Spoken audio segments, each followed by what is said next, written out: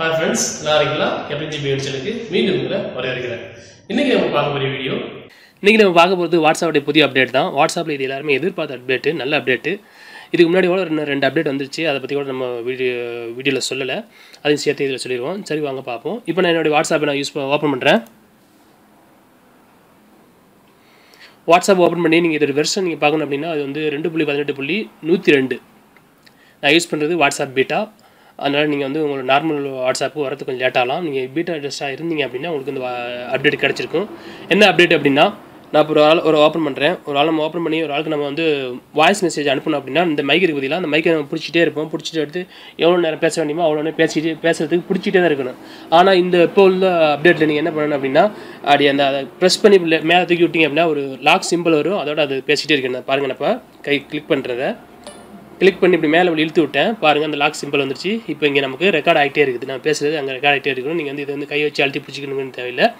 நான் 2 நிமிஷம் வரையும் செக் பண்ணி பார்த்தேன். அதுக்கப்புறம் செக் பண்ணல. இது எத்தனை நிமிஷம் வரையும் வந்து அது ரெக்கார்ட் ஆகுங்கிறது நான் செக் பண்ணல. நீங்கள் செக் பண்ணி பாருங்கள். அதனால் வந்து நீங்கள் கிளிக் பண்ணி இழுத்து விட்டால் போதும். நம்ம பாட்டு பேசிகிட்டே இருக்க வேண்டியது தான். அதுக்கப்புறம் நம்ம தேவைப்படுச்சு அப்படின்னா சென்ட் ஆப்ஷனை தூக்கி கொடுத்தோம் அப்படின்னா அவங்களுக்கு சென்ட் ஆயிரும். நல்ல ஒரு அப்டேட். ஏன்னா அந்த அப்டேட் எல்லாம் எதிர்பார்த்தது வருதுன்னு சொன்னாங்க. இப்போ தான் வந்திருக்கு. சரி வாங்க அடுத்த அப்டேட் பார்ப்போம். அடுத்த அப்டேட் என்ன அப்படின்னா நம்ம வந்து வாட்ஸ்அப்பில் ஒரு நம்பர்லேருந்து இன்னொரு நம்பருக்கு மாறணும் அப்படின்னா நம்ம என்ன பண்ணுவோம்னா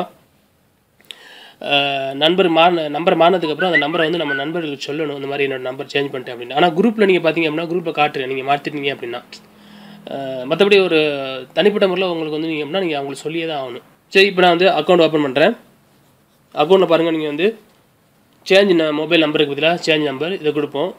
கொடுத்ததுக்கப்புறம் இப்போ நீங்கள் நெக்ஸ்ட்டு கொடுத்தீங்க அப்படின்னா உங்களுடைய நீங்கள் ஏற்கனவே யூஸ் பண்ணுற நம்பரும் நீங்கள் புதுசாக மாறப்போகிற நம்பரும் கேட்கும். ரெண்டையும் நீங்கள் ஆட் பண்ணி நீங்கள் நெக்ஸ்ட்டு கொடுத்தீங்க அப்படின்னா அடுத்த இன்னொரு ஆப்ஷன் வரும். அதில் வந்து நீங்கள் குறிப்பிட்ட நம்பருக்கு மட்டும் நீங்கள் மாற்றின தெரியணும் அப்படின்னா கூட அந்த மெசேஜ் சென்ட் பண்ணலாம். அதில் இது செட் பண்ணலாம். அப்படி இல்லை எல்லாருக்குமே நீங்கள் யார் யார் கான்டாக்ட் லிஸ்ட்டில் உங்கள்கிட்ட இருக்கோ அவங்களுக்கு எல்லாமே தெரியணும் அப்படின்னு நினச்சா கூட நீங்கள் செட் பண்ணலாம்.